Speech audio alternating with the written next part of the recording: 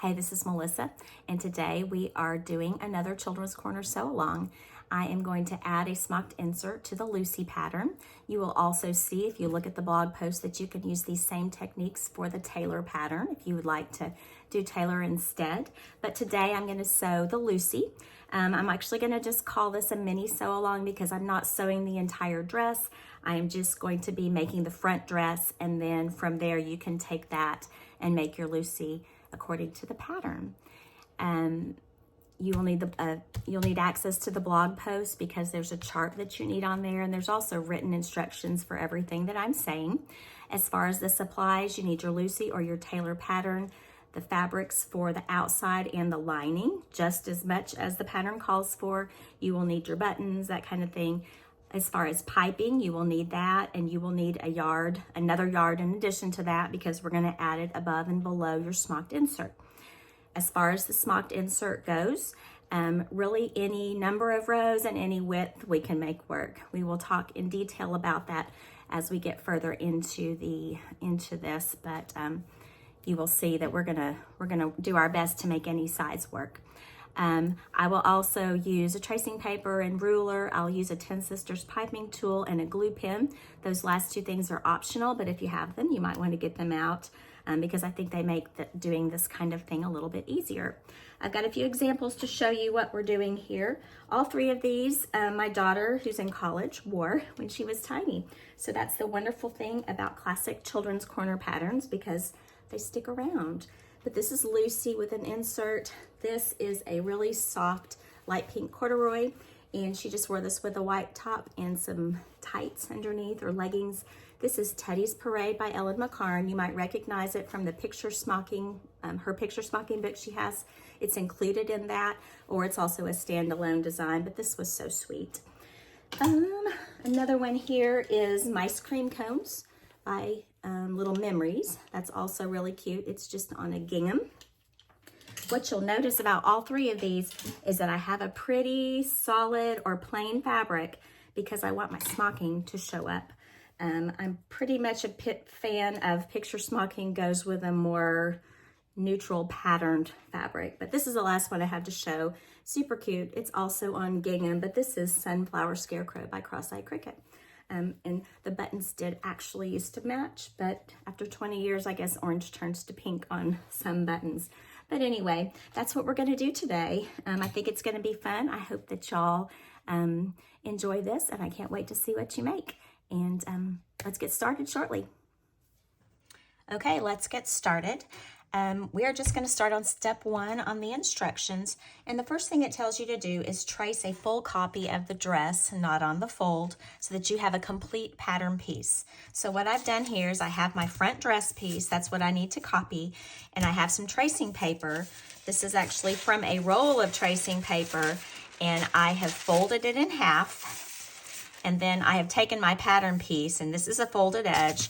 I've just taken my pattern piece and I've placed it like this, just like you would your fabric on the fold, but this time I have my tracing paper on the fold. I've traced around here, and now I have a full front pattern piece. So you've got to have that to get started. And you may find, especially if you're making a bigger size, that your roll of tracing paper, whatever it might be, might not be big enough to contain the whole pattern. And if that's the case, you're just going to have to piece it together with some tape so that you can have a complete full front on your pattern. So it's going to be like this. This will be what we're going to use as our pattern piece later on going forward. Now, as we go to step number 2, we are going to do some measurements and drawing on here. I've already drawn mine on here, but I'm going to show you what to do. There is a little chart on step 2, and it tells you how far to measure down from the high point of the shoulder down and draw a line. This is going to be our placement line for where the top of our insert is going to go. If for some reason you think that this is too high or too low, this is your opportunity to move that up or down. I'm just giving you some guidelines. Realize that this top up here on a dress or a bubble that buttons, realize that you're going to have some shoulder strap coming over. So this right here is not actually the top of the shoulder, it's the front of the shoulder. So I think this line is right, but anyway, so what we're going to do, I'm making a size 3, and I'm going to measure 4.5 inches down, starting here at the tip top of it, and go straight down and just make a dot. I'm going to do it on both sides, which I've already done here. So my 4.5 and my 4.5 from my chart, and then I'm going to take my ruler and I am going to just draw a line all the way across there. So that is what we need for that. This is going to be perpendicular to your center front line. It's always good to have your center marked. Mine is folded, so I can always tell where the center is, but make a couple of lines on there too. So go ahead and take care of those things and we will get to the next step. So I took my camera out to a wide angle so we could see a little bit better, but in the next step, which is step number 3, we're going to cut out all the dress pieces except for the dress front. So I have my dress back cut out. My lining is going to be this black gingham, so I've got my dress back lining and my dress front lining. It's a nice thing about Lucy, not very many pattern pieces. So all of these go ahead and cut out and set to the side. We don't want to cut out your dress front yet. What we're going to do is make a block that our fabric will fit in. Now, I have a block of fabric that is bigger, probably more important that it's a little bit longer than the dress. It definitely needs to contain all of the pattern, the width of the pattern as well. So it can be, you know, an inch or so bigger on the sides and a few inches longer on the end. As you're making these more and more and you figure out what you like to do about the placement of the insert on here, you may be able to go on and cut a shorter block to begin with and not have as much excess left over at the end. But for now, since we're making this for a lot of different sizes and I need to be general with it, I'm going to say make a block that's several inches longer than your dress. So mine is probably 5 or 6 inches longer than the entire dress, and I'm definitely going to have some left over at the end, but I would sure rather have too much than too little. So I've got my full front pattern piece onto the fabric and I've cut this block bigger than the dress front. That was step number 5. So now what we're going to do is measure down from the top of this fabric block 5 to 7 inches. Now this is going to be the part of this strip here is going to be the part of the fabric that we cut the top part of the yoke out of. So I'm giving you a little bit of wiggle room within this area too, in case when you get done with your block, if you want to move your pattern up or down on the block that we make, that will enable you to do that. So if you're making a very small size, you could get by with cutting this 5 inches across here. But if you're making a bigger size, you probably want to go down to 7 inches because your mark down from the top to here, of course, is different with different sizes. I'm hoping that makes sense. Anyway, I'm going to cut this about 6 inches from here, from the top down all the way across, and I'm going to end up with 2 rectangles. So go ahead and take care of doing that, and we'll come back for the next thing. So we're going to apply some piping to the 2 rectangles that we have just cut out for the front of our dress. So for the small rectangle, we are going to put the piping on the lower edge, and the large rectangle, we're going to put it on the upper edge. I have a piece of piping or 2 pieces of piping that are the entire width, just to make it easy. But to start with, we need to trim this seam allowance on the piping to be 1/4 inch. So that means 1/4 inch from the stitching on the piping to the raw edge. Now I have a 10 Sisters piping tool here that I'm going to use to trim it to exactly 1/4 inch. You don't have to have this. A lot of people can eyeball it and do it pretty well, but this is just a little tool that makes trimming piping easier. Has little measurements on here for different widths, and I'm going to use the one that's 1/4 inch, and this is a little groove here in the back. And I just place that groove on top of my piping, and then I can get my rotary cutter out and I can just trim right along that edge, and it will, you know, trim my piping to exactly 1/4 inch. Now you can do this all in one movement if you would like, and just keep moving everything up as you go if you have a long length to do. So go ahead and get your piping cut to the width that you need of your blocks, your 2 rectangle blocks, and then also trim to 1/4 inch. So I have my piping trimmed and I have my 2 rectangles. This is the big one, the large one. I am going to put the piping, I'm going to place it at the top of that rectangle. Now my fabric is not directional, so it's going to look like I'm putting it on the lower edge, but this is actually the upper edge of what's going to be on my dress. So what I'm going to do is get my glue stick out and place some glue along this edge of my piping, and just a little bit across here, and then I'm going to place it right on top of my raw edge, matching everything up. I'm trying not to stretch the piping. You know, it is cut on the bias, so it will stretch, and it's better if you just don't stretch it so that you don't get puckering later. But I am just using my glue stick to pin this, or to glue it temporarily. You can do it on the fabric or on the piping. But this is just going to glue down all the way across. After you've done that, you can take this to your sewing machine and stitch right along the stitching line for the piping. Just right along there, and that will stitch your piping to your fabric, and the glue will hold everything in place as you do it. If you don't have glue, you can use pins. You could also use an Elmer's glue stick, I have heard. But you can use pins. You just have to be careful with that, because anytime you put a pin in it, you get a little bit of wrinkling where the pin might be. So that is something that can happen, but it's certainly totally doable. People did it with pins for many years before all these fancy glue sticks came out. But anyway, so go ahead and get your piping stitched to the top of your large rectangle and to the bottom of your small rectangle. Now let's talk about that a little bit. I have already done it. So I have stitched my piping. I glued it and I stitched it to, I guess I can put it this way so you can tell that it really is going to be my top rectangle. I have stitched my piping to it, and then the next step, it tells you to press it so that just your piping edge is along the lower edge.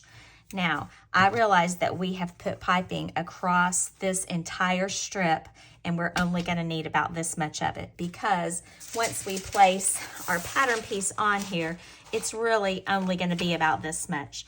So if you want to figure out how you can use, just this much piping, if you want to conserve piping, you certainly can do that. But since I'm doing general directions for so many sizes, it's just easier for me to say go on and put it on the whole width. But you certainly could figure out by measuring across here how much piping you actually needed to have in the middle of this, and just do that amount if you would like. So piping to both rectangles, to the lower edge of your small rectangle, and then to the upper edge of your large rectangle, and then press everything back where your seam allowance is towards the fabric. Okay, now let's talk about the insert itself. Now, some of you might have inserts sitting around your house that you smocked a long time ago that haven't found their way into a garment. That's my situation with this one and some others that I'm going to show you here in a second. Others of you might plan this garment around a specific smocking plate and know the size you're going to make ahead of time, and that might make things a little bit easier. So these are instructions, or so you can do either thing.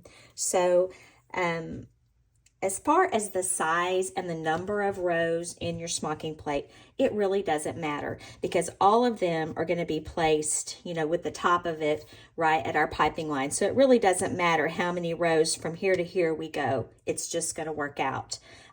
But I would suggest that you don't choose a design with 12 or 14 rows for a little baby. Make it size appropriate for the size of the garment. That's just always in general a good idea. As far as the width, this particular smocking plate is smocked with a number of rows on the plate, and it's pulled up to 8 inches. I chose 8 inches because my pattern piece here, it measures about 8 7/8 across this line, and I want my insert to go all the way across, but I would rather it not feed into the armhole, just because that's a little bit more tricky to construct later. So Ideally, your insert would, reach across here and you would have enough for a seam allowance from one side to the other. So mine is tied off to 8 inches. That's going to give me a little bit of wiggle room on the sides here where I won't have to be cutting or have any of the smocked pleated portion of the fabric in my armhole. And that's nice. It is totally possible that if you have an entire long, smocked insert that goes all the way across the whole garment, you can for sure use that.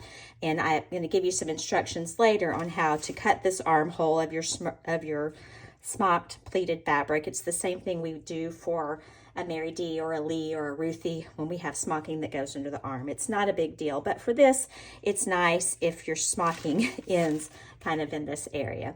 So what I've got here is this plate right here. I guess I need to say a little bit more about it. This is the Mouth of the South smocking plate. Most of us know that this particular company that has this particular guy doesn't do smocking plates. And so what a lot of people do is they use this Mouth of the South and they smock this entire little frog all black. And then it turns into Mickey. So that's what I've done here. I've used the same top row, and I think I did a little bit different on the bottom row. It looks like my spacing may be a little bit different on the bottom row. The other thing I did is I didn't want these little bees, and so I did the hearts from Rolling Hearts. So this is Mouth of the South in Rolling Hearts, just to give you more information about this exactly. So what we're going to have to do in order to make this fit in my dress is add some extensions on either side of my smocked insert. For this one, I've given you some guidelines in the blog post for how big these need to be. Basically, they need to be the height of your insert by a width that's long enough to get, the top portion of your dress. It's not going to have to be the full width of this top. Of your top rectangle, just enough to get this portion here. So really, we're probably only going to need about this much of it, but I'm going to go ahead and sew the full thing in. Now, this is a full size insert here, but if you happen to have, this is something I did a long time ago that never made it to anything. Let's say you have a really tiny little insert for something, you can for sure make this work, with your insert above here. This looks kind of like the little Blair pattern from years ago, but if you had a little shorter insert, that can certainly work. It just means you're going to be using more of your side pieces in the front of your pattern. So we have our 2 rectangles and we need to stitch them to the side of our inserts. I've got 2 of them here. This one, what I did was, I haven't even stitched it yet, but I glued it in place to start with so that I wouldn't have to use pins, and I really like doing that. You can, just match up your raw edges, right sides together, and pin across here and stitch, but this is just glued here, and I really like how it's holding it together. But stitch it with the pleated side up and stitch just as close to those pleats along this edge as you can. This is about 1/4 inch seam allowance.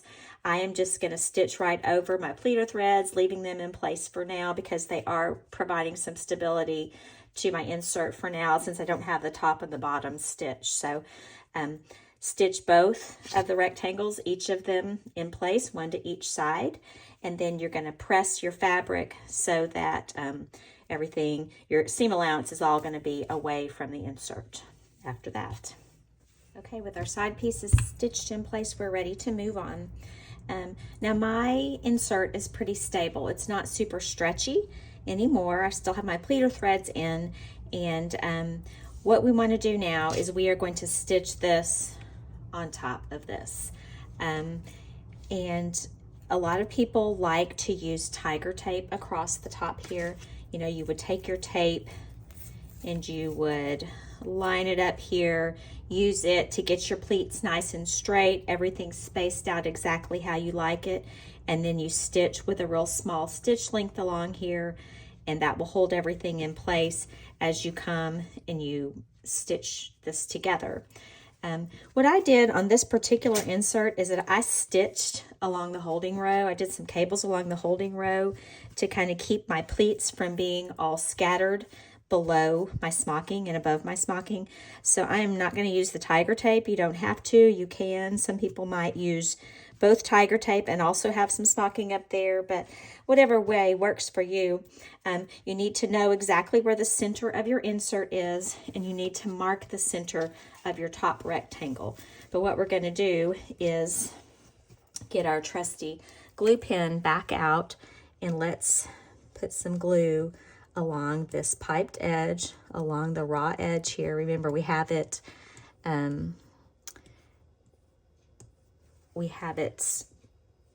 ironed down so that we have the raw edge under there. And now I can take this and put it on my insert and just kind of finger press it down to get everything lined up all the way across here. Now, the nice thing about the glue is I can pick it up and I can move things around. I like for my piping to be right next to my smocking. I'm going to have to do a little bit of adjusting and pressing up and down here to get everything just right. If you like to have a little bit of the cables above or below your smocking, that's not a problem. You can place your piping, you know, really wherever you want to, because since this is just a block and we haven't cut the pattern piece out yet, it really doesn't matter what the height, you know, this distance from here to here is. We are not working with anything very absolute as far as that goes. So once you get that along here how you like it, I'll probably go back and adjust it a little bit more myself in a minute. But once you've got that glued down and finger pressed in place, then you can just fold this down and you can see the line across here where your piping, or where my piping was stitched in place before, and I can just stitch right along that piping line all the way across, and that will stitch this top rectangle to my insert strip. Now, after I've done that one, we're going to do the exact same thing with the big rectangle that's down here. Remember, it has piping at the top. It's also going to have its center marked, and you're going to, you know, put it right here at the center. Do exactly the same thing down there with that, and press it. Once everything is pressed and stitched and all that, then we're going to trim this seam allowance to 1/4 inch and do a good zigzag all the way across just to secure it even further, and then we will be ready for the next thing. Okay, with our fabric block completed, we are ready to cut out the front of the dress, and that's going to be the last step in this tutorial. After this, you can go ahead and construct your Lucy according to the pattern. What you do for this step, though, is remember you have your line on your full front pattern piece, and I have everything completed underneath here, and you just line everything up, line up the center mark for your fabric with you know, the center mark for your pattern piece, which you should have on there, making sure that everything looks aligned like this. Now, this is a point where if you decide that you would prefer for the insert to be a little bit lower on your garment, you can move it up and cut it out like this if you like that look better. Or let's say you want it to be a little bit higher, you can do that. This line that we drew in one of those first steps is just a guideline. It's a great middle of the road place, but if you like for your yoke to be a little bit longer or shorter, that's up to you. You're sure welcome to do that. So now you can just pin everything in place once you get your placement up and down. This is one reason why I gave you a little bit of extra space up here on the top in case you needed to move it up some, but however you want it to be, whatever looks pleasing to you, you can cut it out at this point. Now, remember I told you, we talked about how some people, it's possible that, you know, your pleating and your smocking may extend out further here. And if that's the case, then you're going to get into a situation, you know, where you could possibly have some of your pleating and smocking that's in the armhole. Now, if that's the case, that's okay. What you have to do is get a marker, fabric marker, and mark. You'll have it pinned down in place. Obviously, I'm just doing this for demonstration. This is not how I would actually cut this one, but you would mark with a fabric marker this curve right here, and then you would stitch with a line of shortened machine stitches right along your marked line. So that would be a 1 to 1.5 setting, length setting on your stitches. Do that one time along your marked line, do it again right next to the marked line, and then you're going to cut your dress out, you know, along that line. Now that line of stitches is going to hold your pleats together. It's going to be right on the cutting line for your seam, so your seam allowance will be inside. You'll want to make sure that you're not, cutting through a picture. Hopefully you have it laid out where you don't have that problem, but that's what you do. It's like we do whenever we construct a Lee or a Mary D or a Ruthie, where the smocking goes under the arm. So that's what you do for that. Hopefully you've been able to lay it out where you didn't have to do that though, just because it's easier. The other issue you get into when you have pleats, under the arm on a garment that's lined like this, is that it's kind of hard to get everything folded nice under the arm, because this is going to be lined and your seam allowance will have to fold all the way under. So anyway, I hope that works out. I'm going to cut this out and come back with the next step, and then we will be finished.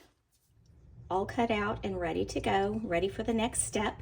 Last thing you need to do before you begin the rest of the construction of this dress is to trim the cording away from the edges of your piping in each of these 4 spots. What you do is you pull the cording out about 1/4 of an inch and trim that with your scissors, and then you can flatten it back out, and that will take some bulk out of this area so that it's not so bulky when you sew your next seams together. So these 4 areas, you need to do that, and once you've completed that, you are ready to move on with construction of the pattern. I hope this turns out well for you, and I can't wait to see what you make. Happy sewing.